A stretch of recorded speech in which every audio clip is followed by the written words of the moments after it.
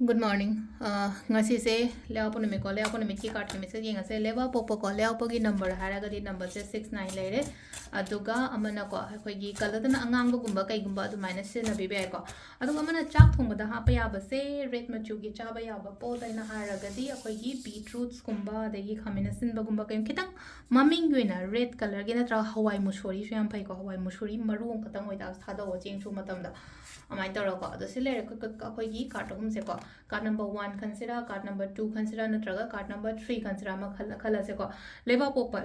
gi chmo khoina tawba ya ba se negativity gumba kai gumba hai tare ko sum e ba khot ba e daga leino ko hadi apoi black pen namana kai ma e raga khan nuai tre thwai nuai tre natraga hadi kai no ma release to haninge kai na ha raga di adugi part ma tawba ya ko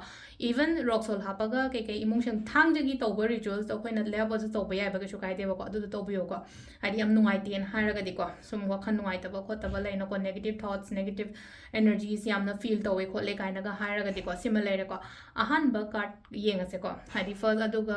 akoina numbers kaina kaina haja gi se number 69 na khud oida kaida adumai tor ibe ko ado ahan ba first card che leino ko first card se silai se chance phangaga dilem na manghan ga noi to ne makha yam sengna har kan da silai se ko na koina page of pentacles like ko page of pentacles la ko matam se da leino ko if I the chance phangaga di adugi la iba potu dagi haido aida chawkhat na ba chawthok na ba khot na ba adumaina gumba tobi ba to ko sisina khoi gi number 1 khan bangai gi oina lere ko number 2 khan bangai gi oina silai se ko haidi aigi thabak taw matam da ko thabak ta oiro inghang do oiro yamna traditional oiba mong da tobi yamna ahen ba kai da yam ka hena hapchan da badum normally aina nuti gi tawriba routine kari kra shugumba mayam se hai tare ko ado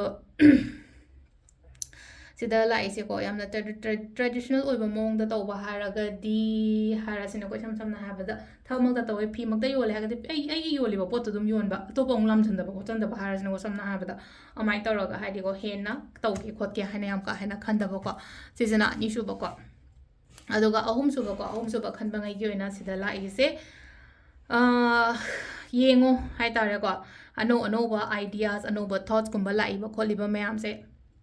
thabak oina tawbada kaide ko silai se ayeda pan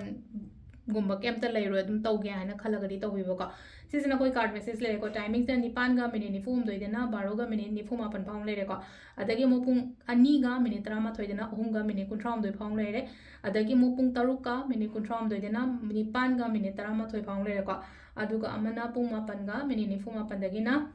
next day nongalamdai ahing nongyai nongalamdai gi ani ga minute ni fum doi paung lere ko sisina koi gi ngasi gi oina afaba timing ko adu silere ko gi daily card message ma'am thank you